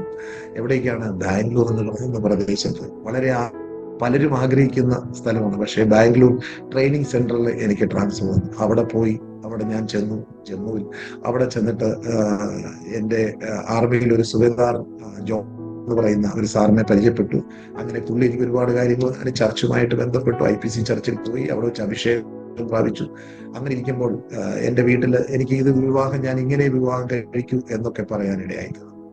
അപ്പോൾ എന്റെ ജീവിതത്തിൽ യേശു ക്രിസ്തുവിന്റെ ക്രൂശീകരണ ധ്യാനമാണ്, തിരുവചനത്തിന്റെ ആഴമായ ഭാഗങ്ങളാണ് എന്റെ ജീവിതത്തിൽ രക്ഷിക്കപ്പെടുവാനിടയായി. എല്ലാ വർഷവും ദുഃഖവെള്ളിയാഴ്ച വർഷത്തിൽ ഒരിക്കൽ മാത്രം അങ്ങനെ ധ്യാനിച്ച് വളരെ ധ്യാനമൊന്നുമില്ലല്ലോ, അങ്ങനെ ആചാരങ്ങൾ ചെയ്തു പോകുന്നത്. പക്ഷേ ക്രൂശിനെ ഒരു വ്യക്തി ധ്യാനിച്ചാൽ അവൻ രക്ഷിക്കപ്പെട്ടിരിക്കും. അതാണ് ദൈവത്തിന്റെ സ്നേഹം. അങ്ങനെ ഞാൻ സ്നാനപ്പെട്ടു. ബാംഗ്ലൂരിൽ എല്ലാം ട്രാൻസ്ഫറായി വന്നു. പുതിയ ചർച്ചിൽ പോയി. അവിടെ ഓടി നടന്ന സാക്ഷ്യം പറയുക, ഹിന്ദി വിദ്യ പങ്കെടുക്കുക. പിന്നെ നാട്ടിൽ വന്നു. അങ്ങനെ എന്റെ വിവാഹത്തിന്റെ കാര്യങ്ങൾ വീട്ടുകാരും സഹകരിക്കുന്നില്ല. പിന്നെ ഗുഡ്ന്യൂസിലൂടെ കണ്ട ഞാൻ തന്നെ വിളിച്ച് പെരുന്നാൾപ്പള്ളിയിലുള്ള ആ ഒരു കുടുംബത്തിൽ നിന്ന് എനിക്ക് വിവാഹം കഴിക്കുവാൻ സ്വർഗത്തിലെ ദൈവം ഭാഗ്യം നൽകി. അങ്ങനെ അവിടെ വെച്ച് എന്റെ വിവാഹത്തിന് എന്റെ സഹോദരങ്ങളെല്ലാം ദൂരെ നിന്ന് നോക്കിക്കൊണ്ടിരുന്നു. എന്റെ സഭയിലുള്ളവരാണ് എല്ലാം സഹകരിക്കുകയും എല്ലാ കാര്യങ്ങളും ചെയ്തു തരുന്നത്. ബാക്കി എന്റെ കുടുംബത്തിൽ റിലേഷനിൽ ആരും വിശ്വാസികളില്ലല്ലോ. അങ്ങനെ ഞാൻ അങ്ങനെയൊക്കെയുള്ള ഒരു അനുഭവമായിരുന്നു എന്റെ വിവാഹത്തിന് ശേഷം. ഒരുപാട് കാര്യങ്ങൾ പറയാനുണ്ട്. ഞാൻ ചുരുക്കി പറയട്ടെ. ഇനി എന്റെ ജീവിതത്തിൽ ഞാൻ അന്ന് മുതൽ എവിടെല്ലാം ഞാൻ ഡൽഹി, അരുണാചൽ പ്രദേശ്, അങ്ങനെ പല സ്ഥലങ്ങൾ എവിടെല്ലാം പോയിട്ടുണ്ടോ അവിടെയെല്ലാം കർത്താവിനെ സാക്ഷിക്കുവാൻ. വെസ്റ്റ് ബംഗാളിലായിരുന്നപ്പോൾ അവിടെ കുടുംബമായിട്ട് ഞങ്ങൾ കടന്നുപോയി. അവിടെ വെച്ച് ഒരു സഭയോട് ചേർന്ന് IPC ഉള്ള ഒരു സഭയോട് ചേർന്ന് ഞങ്ങൾ ക്വാർട്ടേഴ്സിൽ പ്രാർത്ഥനകൾ വെക്കും. അങ്ങനെ പലരും സുവിശേഷം പറയുക. അങ്ങനെ സുവിശേഷത്തിന് വേണ്ടി ജീവിതം മാറ്റിവെച്ചു. അങ്ങനെ ഞാൻ പോകുമ്പോൾ എന്റെ ജീവിതത്തിൽ ഒരു സാധാരണ ഒരു പട്ടാളക്കാരനായി ഡ്രൈവറായി ജോലിക്ക് കയറിയ ഞാൻ രക്ഷിക്കപ്പെട്ടതിന് ശേഷം ഒന്നിനു പുറകെ പ്രൊമോഷൻ വന്നു തുടങ്ങി. പിന്നെ ഹവൽദാർ എന്ന് പറയുന്ന ഹെഡ് കോൺസ്റ്റബിൾ റാങ്കിലേക്ക് കയറി. അത് കഴിഞ്ഞ് നായ് സുബേദാർ ASI പോലീസ് റാങ്ക് പറയുമ്പോൾ എല്ലാവർക്കും മനസ്സിലാവുമല്ലോ. നായ് സുബേദാർ എന്ന് പറയുന്ന ASI 1 സ്റ്റാർ, പിന്നെ 2 സ്റ്റാർ. ഓരോ സമയങ്ങളിൽ പ്രൊമോഷൻ തന്നുകൊണ്ടേയിരുന്നു. കർത്താവിനെ സേവിച്ചുകൊണ്ടിരുന്നു. പിന്നെ 2 സ്റ്റാർ വെച്ച് കഴിഞ്ഞാൽ പിന്നെ സാധാരണ എല്ലാവരും പെൻഷൻ പോവുക ചെയ്യുന്നത്. ഒരു 100-ൽ 5-6 പേർക്ക് കിട്ടുന്ന ഒരു പ്രൊമോഷൻ ഉണ്ട്. സുബേദാർ മേജർ എന്ന് പറയും, അശോക സ്തംഭം. ആ സുബേദാർ മേജർ എന്ന് പറയുന്ന റാങ്ക് 100-ൽ 5-6 പേർക്ക് അത് വളരെ സെലക്ഷനാണ്. ബാക്കിലുള്ള സർവീസ് മുഴുവൻ ചെക്ക് ചെയ്തിട്ട് റെക്കോർഡ് നോക്കിയിട്ടേ കിട്ടും. എനിക്കൊരിക്കലും പ്രതീക്ഷയില്ലായിരുന്നു. പക്ഷെ എന്റെ ദൈവം ആ പ്രൊമോഷനും എനിക്ക് തന്നു. അങ്ങനെ സുബേദാർ മേജർ റാങ്ക് കിട്ടിക്കഴിഞ്ഞാൽ അത് 4 വർഷം സർവീസ് ബാക്കി ചെയ്യാൻ പറ്റും. ആ റാങ്കിന് 4 വർഷം സർവീസ്, 2 വർഷം പീസ് സ്റ്റേഷൻ, 2 വർഷം ഫീൽഡിൽ എവിടെയെങ്കിലും ആയിരിക്കും. ഒരു യൂണിറ്റ് എന്ന് പറയുന്നത് ഒരു കമാൻഡിങ് ഓഫീസറും ഒരു സുബേദാർ മേജറിന്റെയും മെയിൻ നേതൃത്വത്തിലാണ് ഒരു യൂണിറ്റ് എന്ന് പോകുന്നത് തന്നെ. അങ്ങനെ വളരെ വളരെ ഉന്നതമായ ഒരു പട്ടാളക്കാരൻ താഴെ നിന്ന് കയറി ഏറ്റവും ടോപ്പിലുള്ള പ്രൊമോഷൻ വരെ കിട്ടിയാലും ആ പ്രൊമോഷൻ ദൈവം എനിക്ക് തന്നു എന്നാണ് എനിക്ക് പറയാനുള്ളത്. കാര്യം എന്താണെന്ന് വെച്ചാൽ, ഞാൻ ഈ പ്രൊമോഷന് വേണ്ടിയാണോ ഞാൻ രക്ഷിക്കപ്പെട്ടെ? അല്ല, ക്രിസ്തുവിന്റെ സ്നേഹത്തെ, എന്നോടുള്ള ദൈവത്തിന്റെ സ്നേഹത്തെ ഓർത്ത് ഞാൻ രക്ഷിക്കപ്പെട്ടപ്പോൾ, ഇടയ്ക്ക് വെച്ച് പട്ടാളത്തിൽ നിന്ന് പോകണമെന്നൊക്കെ ആഗ്രഹിച്ചിരിക്കുമ്പോഴാണ് 17 തികച്ച് പോകാമെന്നൊക്കെ ചെറുപ്രായത്തിൽ പറയുമായിരുന്നു. പക്ഷെ രക്ഷിക്കപ്പെട്ട് കഴിഞ്ഞപ്പോൾ എന്റെ നിലവാരം മാറി. ബൈബിൾ പറയുന്നു, എന്നെ മാനിക്കുന്നവനെ ഞാൻ മാനിക്കും. അങ്ങനെ എന്നെ സുബേദാർ മേജർ 4 വർഷം സർവീസ് ചെയ്തു. അത് കഴിഞ്ഞ് റിട്ടയർ ചെയ്യുമ്പോൾ എല്ലാവരും സുബേദാർ മേജറിലൊക്കെ അങ്ങ് പോകും. പക്ഷെ എനിക്ക് ഓർഡിനറി ലെഫ്റ്റനന്റ്, ഓർഡിനറി ക്യാപ്റ്റൻ റാങ്കിൽ എനിക്ക് റിട്ടയർ ചെയ്യുമ്പോൾ ഓർഡിനറി ക്യാപ്റ്റൻ ആയിട്ടാണ് ഞാൻ റിട്ടയർ ചെയ്യുന്നത്. അത് എല്ലാവർക്കും ഒന്നും ലഭിക്കില്ല. വളരെ ഭാഗ്യവാൻ ഈ ഭൂമിയിൽ ലഭിക്കാവുന്നതിൽ, പട്ടാളക്കാർക്ക് ലഭിക്കാവുന്നതിൽ, സാധാരണ പട്ടാളക്കാർക്ക് ലഭിക്കാവുന്നതിൽ ഏറ്റവും ഉന്നതമായ ഒരു റാങ്കാണ് സുബേദാർ മേജർ. സുബേദാർ മേജർ ശേഷം ഓണറി കൂടെ കിട്ടുക എന്ന് പറഞ്ഞാൽ അത് അതിലും വലിയ ഭാഗ്യമാണ്. അങ്ങനെ ഓണറി റാങ്കിന്റെ പെൻഷൻ എനിക്ക് കിട്ടുന്നു. ഞാൻ 2019 ഫെബ്രുവരി മാസമാണ് ഞാൻ റിട്ടയർ ചെയ്തത്. അതിനുശേഷം പിന്നെ എന്റെ മനസ്സിൽ ഒരു ചിന്തയായി, ഇനി കർത്താവിന്റെ വേല ചെയ്യും. എനിക്ക് ആവശ്യത്തിനുള്ള പെൻഷൻ. എനിക്ക് 2 മക്കളുണ്ട്. എനിക്ക് 2 ആൺമക്കളാണ്. അവർ രണ്ടുപേരും +2 കഴിഞ്ഞു. അവർ ബിടെക് കഴിഞ്ഞു. മൂത്തവൻ ബിടെക് കഴിഞ്ഞിട്ട് തിരുവനന്തപുരം ടെക്നോ പാർക്കിൽ ഇൻഫോസിസിൽ ജോലി ചെയ്യുന്നു 3 വർഷമായി. രണ്ടാമത്തെ മോൻ ബിടെക് കഴിഞ്ഞിട്ട് എറണാകുളം രാജഗിരി കോളേജിൽ പഠിച്ചിട്ട് ഈ വർഷം ഇറങ്ങിയതേ ഉള്ളൂ. അവന്റെ കോഴ്സ് കംപ്ലീറ്റ് ആയി. അപ്പോൾ അങ്ങനെ എന്റെ 2 കുഞ്ഞുങ്ങൾ. എനിക്ക് യാതൊരു ബാധ്യതയുമില്ല. ഇനി ഞാൻ കർത്താവിനെ സേവിക്കും. ഞാൻ ഈ സുവിശേഷം, ദൈവവചനം ഗ്രഹിച്ചു കഴിഞ്ഞപ്പോൾ, കർത്താവിന്റെ വഴിയിൽ വന്നപ്പോൾ, ഞാൻ എല്ലായിടത്തും ഞാൻ സാക്ഷികളായിക്കൊണ്ട് എവിടെ പോയാലും സുവിശേഷം അറിയിക്കും, പ്രസംഗിക്കും. ഹിന്ദി ഭാഷയിലൊക്കെ അവിടെ ഇവിടങ്ങളിലൊക്കെ ഞാൻ പ്രസംഗിക്കും. ഒരു കാര്യം എനിക്ക് ബോധ്യമായത് എന്താണെന്നറിയാമോ? എന്നെ കേൾക്കുന്ന പ്രേക്ഷകരോട് എനിക്ക് പറയാനുള്ളത്, ഈ ദൈവത്തിന്റെ വചനം എന്ന് പറയുന്നത് ലോകത്തിൽ, ദൈവത്തിന്റെ വചനം ലോകത്തിൽ എത്തിക്കുവാൻ ദൈവത്തിന് നമ്മളിൽ കൂടെ അല്ലാതെ, എന്ന് പറഞ്ഞാൽ രക്ഷിക്കപ്പെട്ട ഒരു ദൈവ പൈതലിൽ കൂടെ അല്ലാതെ ദൈവത്തിന് വചനം എത്തിക്കുവാൻ വേറൊരു സോഴ്സ് ഇല്ല. ഓർക്കണേ, ഈ ദൈവവചനം ലോകത്തിൽ എത്തിക്കാൻ, മനുഷ്യനെ വീണ്ടെടുക്കുവാൻ, ഈ തിരുവചനം എത്തിക്കുവാൻ ദൈവത്തിന്, അഖിലാണ്ടത്തിന്റെ ഉടയവനായ ദൈവത്തിന് വേറൊരു സോഴ്സ് ഇല്ല, നമ്മളിൽ കൂടെ മാത്രം. അപ്പോൾ രക്ഷിക്കപ്പെട്ട ഒരു ദൈവ പൈതലിനെ സംബന്ധിച്ചിടത്തോളം വളരെ ഉത്തരവാദിത്തപ്പെട്ടവരാണ് നമ്മൾ. ഈ വചനം, അറിഞ്ഞ സത്യം മറ്റുള്ളവരോട് അറിയിക്കുക. മറ്റുള്ളവർ നമ്മെ വിളിച്ചുകൊണ്ടിരിക്കുകയാണ്. അങ്ങനെയാണെങ്കിൽ നമുക്ക് അടങ്ങിയിരിക്കാൻ വഴിയില്ല. ഒരിക്കലും അടങ്ങിയിരിക്കാൻ കഴിയത്തില്ല. ഞാൻ രക്ഷിക്കപ്പെട്ടു, നിങ്ങൾ രക്ഷിക്കപ്പെട്ടവരാണ്. ഞങ്ങളൊരു 5-6 പേര് കൂടി ഒരു മിനിസ്ട്രി ഞങ്ങൾ തുടങ്ങി. ഹെവൻസ് ഗേറ്റ് ഗോസ്പൽ മിഷൻ എന്ന് പറയുന്ന ഒരു മിനിസ്ട്രി. എന്താണ്? ഞങ്ങൾ ആലപ്പുഴ മുനിസിപ്പാലിറ്റി 52 വാർഡുകളുണ്ട്. ഞങ്ങളുടെ ഇവിടെ ഒരു ലൗജി എന്ന് പറയുന്ന ഞങ്ങളിങ്ങനെ പരസ്യത്തിനൊക്കെ പല സ്ഥലങ്ങളിലും, ഞങ്ങളുടെ ചർച്ചിലുള്ള ഞങ്ങളുടെ ഒരു സഹോദരന്റെ വണ്ടി ഞങ്ങൾ പലരും പോകും. അങ്ങനെ പരസ്യത്തിന് പോയി വന്നപ്പോൾ ഒരിക്കൽ ലൗജി എന്ന് പറയുന്ന ഒരു സഹോദരൻ എന്നോട് പറഞ്ഞു, രാജു, ഒരു കാര്യം ചെയ്യും, ആലപ്പുഴ മുനിസിപ്പാലിറ്റിക്ക് 52 വാർഡുകളുണ്ട്. നിങ്ങൾ ആ വാർഡിന്റെ ലിസ്റ്റ് ഞാൻ തരാം, കൗൺസിലർമാരുടെയും അവരുടെ മൊബൈൽ നമ്പരും ഒക്കെ ലിസ്റ്റ് ഞാൻ തരാം, വാർഡിന്റെ പേരും ഒക്കെ ഉള്ളത്. അത് വെച്ചിട്ട് ഓരോ വാർഡിലും നിങ്ങൾ ചെയ്യാൻ. അങ്ങനെ എനിക്ക് നിയോഗമുണ്ടായി. തന്റെ ലൗജി ആ സഹോദരങ്ങളോട് ദൈവം സംസാരിച്ചു. അങ്ങനെ നിയോഗമുണ്ടായി. ടീമിലുള്ള സഹോദരന്മാരും സംസാരിച്ചു. ശരി, ഓക്കെ. അങ്ങനെ 1-ാം വാർഡ് തൊട്ട് കോവിഡ് കാലത്തിന് ശേഷം കഴിഞ്ഞ 1 വർഷത്തിന് മുന്നേ 1-ാം വാർഡ് തൊട്ട് 52 വാർഡും കഴിഞ്ഞ ഡിസംബറിലാണ് കംപ്ലീറ്റ് ചെയ്യാൻ. 52 വാർഡിലും, ആലപ്പുഴ ടൗണിലെ 52 വാർഡിലും ഞങ്ങൾക്ക് പോയി കർത്താവിനെ സാക്ഷിപ്പാൻ ഭാഗ്യം നൽകി. അതിനുശേഷം പിന്നൊരു ചിന്തയുണ്ടായി, ഇനി ഒരിക്കലും കാലിനും കൈക്കും തൊണ്ടയ്ക്കും ഒക്കെ ആരോഗ്യം ഉണ്ടെങ്കിൽ കർത്താവിനെ സാക്ഷിച്ചിരിക്കും, ചുമ്മാതിരിക്കുക. അതിനിടയിൽ എന്നെ പല സ്ഥലങ്ങളിലും സുവിശേഷം പ്രസംഗിപ്പാൻ, പരസ്യയോഗത്തിന് പല സ്ഥലങ്ങളിലും എന്നെ ഇപ്പോഴും വിളിച്ച് ഞാൻ ഒറ്റയ്ക്ക് പോകും. ഞങ്ങളുടെ ടീം പിന്നെ ഇപ്പോൾ ഒരു തീരുമാനമെടുത്തു. എന്ത്? ആലപ്പുഴ ഇനി നമുക്ക് ഗ്രാമത്തിലേക്ക് തിരിയാം. അങ്ങനെ ഇവിടെ അടുത്തുള്ള മാരാരിക്കുളം തെക്ക് പഞ്ചായത്തിന് 23 വാർഡാണ്. അതിന്റെ ലിസ്റ്റ് പഞ്ചായത്ത് ഓഫീസിൽ പോയി ഞാൻ ഒരു സഹോദരനും കൂടെ പോയി, സ്റ്റാലി എന്ന് പറയുന്ന ഒരു സഹോദരനായിട്ട് പോയി ഞങ്ങൾ അത് വാങ്ങി, ലിസ്റ്റ് വാങ്ങി, അതിന്റെ മാപ്പൊക്കെ അവരോട് റിക്വസ്റ്റ് ചെയ്തു. ഞങ്ങൾ ലഹരിക്കെതിരെയുള്ള ബോധവൽക്കരണ സന്ദേശം എന്നാണ് ഞങ്ങൾ സാധാരണ ഞങ്ങൾ ഒരു ഫ്ലെക്സ് വെക്കും. എവിടെയെങ്കിലും പോയാൽ ഒരു ഫ്ലെക്സ് ഉണ്ട്, സ്റ്റാൻഡ് എടുത്തു വെച്ചിട്ട് അതിനകത്ത് എഴുതിയിരിക്കുന്നത് ലഹരി ഉപേക്ഷിക്കൂ, നമ്മുടെ നാടിനെ രക്ഷിക്കൂ. കാരണം എന്തെന്ന് ചോദിച്ചാൽ അനേക കുഞ്ഞുങ്ങൾ MDMA, കഞ്ചാവ്, അങ്ങനെ സിന്തറ്റിക് പോലുള്ള ലഹരി ഉപയോഗിച്ച് ജീവിതം തകരുന്ന, നാടിന് വളരെ വളരെ ഒരുപാട് മാതാപിതാക്കളെ വെട്ടിക്കൊല്ലുന്നു. അങ്ങനെയുള്ള ഒരു സാഹചര്യമാണ്. ഈ സുവിശേഷം ഒരുവന്റെ ജീവിതത്തിൽ ചെന്നാൽ ബൈബിൾ പറയുന്നില്ലേ, ഒരുവൻ ക്രിസ്തുവിലായാൽ അവൻ പുതിയ സൃഷ്ടിയാകുന്നു, പഴയതെല്ലാം കഴിഞ്ഞുപോയി, ഇതാ സകലതും പുതുതായി തീർന്നിരിക്കുന്നു എന്നല്ലേ വചനം വായിക്കുന്നത്. അതെ, ലഹരി ഉപയോഗിക്കുന്നവന്റെ ജീവിതത്തിൽ ക്രിസ്തു ചെന്നാൽ അവൻ പഴയത് മാറും. എന്റെ ജീവിതത്തെ രൂപാന്തരപ്പെടുത്തിയെങ്കിൽ ആ കർത്താവ് അവനെ രൂപാന്തരപ്പെടും. ഞങ്ങൾ ഇങ്ങനെ പരിശുദ്ധത്തിന് വേണ്ടി ഇറങ്ങിക്കഴിഞ്ഞപ്പോൾ ഞങ്ങൾക്കൊരു വാഹനം വേണം. അങ്ങനെ ഇരിക്കുമ്പോൾ, പ്രാർത്ഥിച്ചിരിക്കുമ്പോൾ ചില സഹോദരങ്ങളൊക്കെ വിദേശത്തൊക്കെ ഉള്ള ഞങ്ങളുടെ കൂട്ടു സഹോദരങ്ങളൊക്കെ പലരും സഹായിച്ചു. അങ്ങനെ ഞങ്ങളെ കൊണ്ട് കഴിയാവുന്നതൊക്കെ ഞങ്ങളുണ്ട്. ഒരു വാഹനം ഈക്കോ എന്ന് പറയുന്ന മാരുതി വാഹനം വാങ്ങിച്ചു. പിന്നെ മൈസെറ്റ് ഒരു സഹോദരി ജനറേറ്റർ മേടിച്ചു തന്നു, ഇസ്രായേലിലുള്ള. പിന്നെ എല്ലാ ആവശ്യങ്ങൾക്കുമുള്ള സാധനങ്ങൾ ഞങ്ങളുടെ കയ്യിലുണ്ട്. ആ വാഹനത്തിലെല്ലാം സെറ്റാണ്.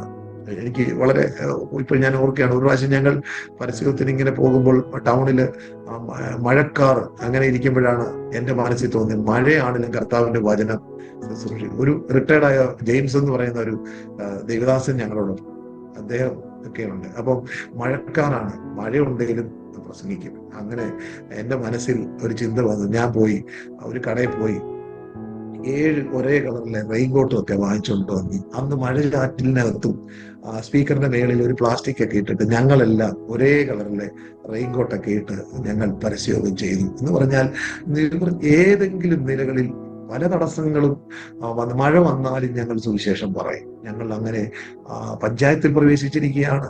അങ്ങനെ പലവിധമായ പ്രയാസങ്ങൾ ഞങ്ങളുടെ ജീവിതത്തിൽ വന്നിട്ടുണ്ട്. സുവിശേഷത്തിനെതിരെ പല സ്ഥലത്തും ഇവിടെ സംസാരിക്കേണ്ട, അങ്ങനെ പലതും. ഞങ്ങൾ വളരെ ആവേശത്തോടെ ഞങ്ങളുടെ ടീം ഇങ്ങനെ പോയിക്കൊണ്ടിരിക്കുന്നു. വളരെ അനുഗ്രഹമായി ഈ പരസ്യങ്ങൾ കടന്നു പോകുന്നു. കർത്താവിന്റെ വേല പറഞ്ഞതുപോലെ ലോകം നമ്മെ വിളിക്കുന്നു. ലോകത്തിൽ സുവിശേഷം എത്തിക്കാൻ ദൈവത്തിന് നമ്മൾ മാത്രമേ ഉള്ളൂ. അപ്പൊ അതുകൊണ്ട് ഇന്നാളുകളിൽ കർത്താവിന് വേണ്ടി വൻകാര്യങ്ങൾ ചെയ്യുവാനിടയായിട്ട് എന്റെ ജീവിതത്തിൽ ഞാൻ രക്ഷിക്കപ്പെട്ടു. ഞാൻ വന്നതിന് ശേഷം ഒരുപാട് എതിർപ്പുകൾ, എന്റെ വീട്ടുകാർ, എന്റെ നാട്ടുകാർ, എന്റെ കൂട്ടുകാർ എന്നെ ഒരുപാട് പേർ കളിയാക്കി. ഞാൻ രക്ഷിക്കപ്പെട്ടു വന്നപ്പോൾ ഞാൻ ബൈബിൾ ഇങ്ങനെ നെഞ്ചത്ത് പിടിച്ചുകൊണ്ടാണ് ഞാൻ പോയിക്കൊണ്ടിരുന്ന പള്ളിയുടെ വാതിൽക്കൽ കൂടെ ഞാനിങ്ങനെ പോയ ഒരു കാലം ഞാൻ ഓർക്കുകയാണ്. പക്ഷെ പലരും എന്നെ കളിയാക്കും. ഞാൻ അഭിമാനത്തോടെയാണ്. കാരണം ഞാൻ എങ്ങനെയുള്ള വ്യക്തിയായിരുന്നു അവിടെ ഉള്ളവർക്ക് എല്ലാം അറിയാം. എൻ്റെ നാട്ടിൽ, എൻ്റെ സ്ഥലത്ത്, ആലപ്പുഴ ടൗണിൽ, എൻ്റെ തത്തമ്പള്ളി എന്ന് പറയുന്ന സ്ഥലത്ത് 17 വാർഡാണെന്ന് തോന്നുന്നു, അവിടെ പോയി ഞാൻ സാക്ഷിച്ചു. എൻ്റെ വീടിനടുത്തും ഞാൻ പ്രസംഗിച്ചു. അതിൻ്റെ പള്ളിയുടെ തൊട്ടപ്പുറത്ത് എൻ്റെ ആഗ്രഹമായിരുന്നു 3 സ്ഥലത്ത് അന്ന് ഞാൻ പ്രസംഗിക്കാനിടയായി, സാക്ഷി പറയാനിടയായി. കാര്യം എന്ന് ചോദിച്ചാൽ ദൈവം എന്നെ ഏൽപ്പിച്ച തന്ന സന്തോഷം മറ്റുള്ളവരിൽ എത്തിക്കുക എന്നുള്ള ഒരൊറ്റ ചിന്ത. ഇനിയുള്ള കാലം കർത്താവിന് വേണ്ടി മാത്രം നിങ്ങളുടെ എല്ലാവരുടെയും പ്രാർത്ഥനയെ ചോദിക്കുകയാണ്. കർത്താവ് ഇനി അടങ്ങിയിരിക്കാൻ സമയമില്ല. അന്ത്യകാലം അടുത്തിരിക്കുന്നു. കർത്താവിന്റെ വരവ് ഏറ്റവും അടുത്തിരിക്കുന്നു. ഇനി നമുക്ക് സമയമില്ല. കർത്താവിന്റെ വചനം ലോകമെമ്പാടും എത്തിക്കണം. ഒരുപാട് ഗ്രാമങ്ങൾ, ഒരുപാട് പേരെ കർത്താവിന് വേണ്ടി നേടണം. കർത്താവ് വൻ കാര്യങ്ങൾ ചെയ്യുവാൻ ആഗ്രഹിക്കുന്നു. നിങ്ങളെയും കർത്താവ് സ്നേഹിക്കുന്നു. നിങ്ങൾ രക്ഷിക്കപ്പെടാത്ത ആരെങ്കിലും എന്നെ കേൾക്കുന്നുണ്ടെങ്കിൽ ഈ രക്ഷയുടെ അനുഭവത്തിൽ വരണം. ഇന്നാളിൽ ഈ മീഡിയയിലൂടെ, കാൽപ്പാടുകളെന്ന ഈ പ്രോഗ്രാമിലൂടെയൊക്കെ നിങ്ങൾക്ക് സാക്ഷ്യം ലഭിക്കുവാൻ, കേൾക്കുവാൻ ഭാഗ്യമായി തീരുന്നത് കാര്യമെന്തെന്നറിയാമോ? നിങ്ങളൊക്കെ രക്ഷിക്കപ്പെടുവാൻ. എന്നെ കേൾക്കുന്നവർ ആരെങ്കിലും രക്ഷയുടെ അനുഭവത്തിൽ വന്നിട്ടില്ലെങ്കിൽ ഇതാണ് സത്യം കേട്ടോ. നമ്മെ ലോകം നിന്ദിക്കും, പരിഹസിക്കും. പക്ഷേ ഇതിനപ്പുറത്തൊരു ജീവിതമുണ്ട്. ക്രിസ്തു നമ്മെ സ്നേഹിക്കുന്നു. ക്രിസ്തു നിങ്ങളെ സ്നേഹിക്കുന്നു. ക്രിസ്തു എന്നെ സ്നേഹിക്കുന്നു. അവസരം പാഴാക്കല്ലേ. കർത്താവിന് വേണ്ടി ജീവിതത്തെ കൊടുക്കണേ. കർത്താവ് കൈവിട്ടുകളയല്ലേ. അതുകൊണ്ട് ഈ സന്ദേശം നിങ്ങൾ കേൾക്കുമ്പോൾ, ഈ സാക്ഷ്യം കേൾക്കുമ്പോൾ നിങ്ങളുടെ രക്ഷയ്ക്ക് കാരണമായി തീരട്ടെ. നാളത്തെ ദിവസം നമ്മുടെ അല്ല, അടുത്ത നിമിഷം നമ്മുടെ അല്ല. നമ്മുടെ ജീവിതം എങ്ങനെയായി തീരുമെന്ന് അറിയില്ല. പക്ഷേ പാരമ്പര്യവും നമ്മുടെ ഒരുപാട് നമ്മളെ പലരും ചിന്തിക്കും, നമ്മുടെ പാരമ്പര്യമൊക്കെ പറയും നമുക്ക് നാണക്കേടാണെന്നൊക്കെ പറയും. ഇല്ല ഇല്ല, തിരുവചനം എടുക്കുന്നത് ഒരിക്കലും നാണക്കേടല്ല കേട്ടോ. തിരുവചനം എടുക്കുന്നത് ഒരിക്കലും നാണക്കേടല്ല. ഇന്ന് അഭിമാനമാണ്. നമ്മുടെ വീണ്ടെടുപ്പുകാരന്റെ ശബ്ദമാണ്, നമ്മുടെ രക്ഷകന്റെ സന്ദേശമാണ്, ശബ്ദമാണ്, നമ്മളെ സ്നേഹിക്കുന്ന ദൈവത്തിന്റെ ശബ്ദമാണ്. ഈ ശബ്ദം നമ്മെ നിത്യത വരെ കൊണ്ടെത്തിക്കുന്നതാണ്. ഈ ലോകത്തിൽ സമ്പാദിക്കുന്നതെല്ലാം വിട്ടേച്ചു പോകും. പക്ഷേ ഇതിൽ നിന്ന് ലഭിക്കുന്ന സമ്പാദ്യം അത് നിത്യത വരെ എത്തിക്കുന്നതാണ്. എവിടെയോ ചേണ്ടി പോകാമായിരുന്ന, നഷ്ടപ്പെട്ടു പോകാതിരുന്ന പട്ടാളക്കാരനായി എന്നെ ദൈവം രക്ഷിച്ചെങ്കിൽ എത്രയോ പട്ടാളക്കാർ ലോകപ്രകാരം ജീവിച്ച് ഈ ലോകത്തിൽ നിന്ന് മൺമറഞ്ഞു പോകുമ്പോൾ എനിക്ക് പ്രത്യാശയുണ്ട്. പൗലോസ് പറഞ്ഞതുപോലെ, വിട്ടുപിരിഞ്ഞാൽ ഞാൻ ക്രിസ്തുവിനോടുകൂടെ, ഞാൻ വിട്ടുപിരിഞ്ഞാൽ ഞാൻ ക്രിസ്തുവിനോടുകൂടെ. ക്രിസ്തുവിൽ മരിക്കണമെങ്കിൽ ക്രിസ്തുവിൽ ജനിക്കണം. ക്രിസ്തുവിൽ ജനിച്ചവൻ ക്രിസ്തുവിൽ ജീവിക്കും. ക്രിസ്തുവിൽ ജീവിക്കുന്നവൻ ക്രിസ്തുവിൽ മരിക്കും. ക്രിസ്തുവിൽ മരിക്കുന്നവൻ കാഹളധ്വനിയിൽ എടുക്കപ്പെടും. ആ കാഹളധ്വനിയിലേക്ക് നിങ്ങളെയും ഞാൻ എന്റെ സാക്ഷ്യത്തിലൂടെ സ്വാഗതം ചെയ്യുകയാണ്, വെൽക്കം ചെയ്യുകയാണ്. നിങ്ങളെയും നിങ്ങളുടെ കുടുംബത്തെയും ദൈവം അനുഗ്രഹിക്കട്ടെ.